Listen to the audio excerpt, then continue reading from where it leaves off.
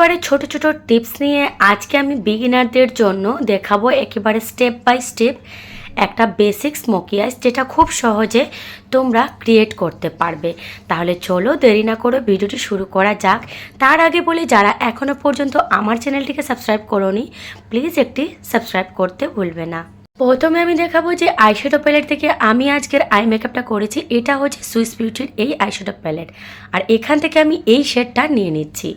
তো প্রথমে এই একটু নিউড টাইপের যে শেডটা ছিল সেটা নিয়ে প্রথমে পুরো আই লিডে আমি অ্যাপ্লাই করে দিচ্ছি।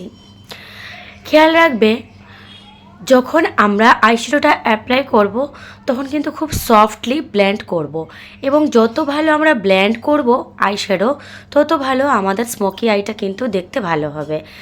স্মোকি আইয়ের ক্ষেত্রে কিন্তু একটাই গন্ডগোল সবাই করে ফেলে, স্মোকি আই কিন্তু খুব ভালোভাবে ব্লেন্ডিং করতে হয়, আর এটাই যত ভালো ব্লেন্ডিং করবে তত ভালো দেখতে হবে। তারপরে আমি আবারও দেখতে পারছো নিয়ে নিচ্ছি এর থেকে একটু ডার্ক শেড, যেটা সেই শেডটা আমি নিয়ে নিচ্ছি। আমি লাইট থেকে ডার্ক শেডে যাচ্ছি। স্মোকি আইয়ের ক্ষেত্রে কিন্তু লাইট শেড থেকে ডার্ক শেডে স্টার্ট হয়। তো তারপরে আমি যে ডার্ক শেডটা নিয়েছি এটা আমি ওই আইসে অ্যাপ্লাই করা হয়ে গেছে। তারপরে দেখো এই আইসেও আমি অ্যাপ্লাই করে দিয়েছি।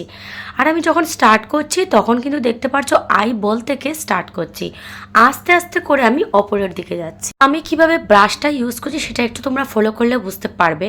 আমি কিন্তু শ্যাডোগুলো নিয়ে ডাইরেক্ট একেবারে পুরো আইলিডে অ্যাপ্লাই করছি না। ফার্স্টে যে কালারটা পুরো আই লিডে অ্যাপ্লাই করেছি, তারপরে সেকেন্ড কালারটা আমি শুধু আই বল থেকে হালকা করে করে ব্লেন্ড করতে করতে ওপরের দিকে যাচ্ছি। তারপরে আমি দেখাচ্ছি যে সব থেকে যেটা হচ্ছে একদম ব্রাউন শেড, সেই শেডটা আমি নিয়ে নিচ্ছি। সব থেকে ডার্ক শেড যেটা এই প্যালেটের মধ্যে সেটা নিচ্ছি।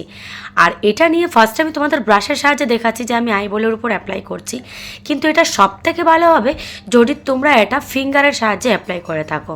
তো এই যে আমি ফিঙ্গারের সাহায্যে একদম ডার্ক শেডটা কিন্তু আমি আই বলের উপর অ্যাপ্লাই করে নিচ্ছি। এতে কি হবে, ফিঙ্গারের সাহায্যে অ্যাপ্লাই করলে খুব ভালোভাবে অ্যাপ্লাইটা হয় এবং খুব ভালোভাবে পিগমেন্টও আসে। তো ফিঙ্গারের সাহায্যে দেখতে পাচ্ছি আমি আস্তে আস্তে করে এটা শুধুমাত্র আমি আই বলের উপর দিচ্ছি। এটা কিন্তু আমি এর ওপরে কিন্তু স্প্রেড করব না, তাহলে কিন্তু পুরো চোখটা আমার কালো লাগবে দেখতে।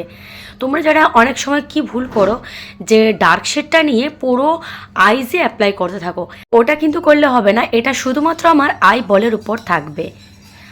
আর তারপরে আমি এই যে শেডটা, সেকেন্ড শেডটা আর থার্ড শেডটা মিক্স করে আমি নিচেও অ্যাপ্লাই করে নিচ্ছি। তোমরা যখন স্মোকি আই মেকআপ করবে তখন অবশ্যই আমাদের কাজল এরিয়াতে এইরকম একটুখানি ডার্ক শেড নিয়ে মিক্স করে তোমরা এটাকে অ্যাপ্লাই করবে। তে আমাদের আইসটা আরও বেশি ব্রড লাগবে আর দেখতে খুবই সুন্দর লাগবে। তারপরে কিন্তু খুব ভালো করে ডবল কোটের মাস্কারা অ্যাপ্লাই করতে হবে। আমি এখানে নিয়ে নিয়েছি মার্সের ভলিউম মাস্কারা। চেষ্টা করবে ভলিউম মাস্কারা নেওয়ার, কারণ ভলিউম মাস্কারা এই কারণে বলছি, কারণ এখানে তোমরা স্মোকি আইয়ের ক্ষেত্রে ভলিউম মাস্কারা ইউজ করলে তোমাদের আর ল্যাশ অ্যাপ্লাই করতে হবে না। এতেই কিন্তু তোমাদের চোখগুলো দেখতে ভীষণ ভালো লাগবে। আমি ল্যাশ অ্যাপ্লাই না করেও তোমাদেরকে দেখাবো যে কীরকম লুকস আসছে। এই যে এইরকম, তো তোমরা এইরকমও অ্যাপ্লাই করতে পারো, আর চাইলে তোমরা ল্যাশও ব্যবহার করে নিতে পারো।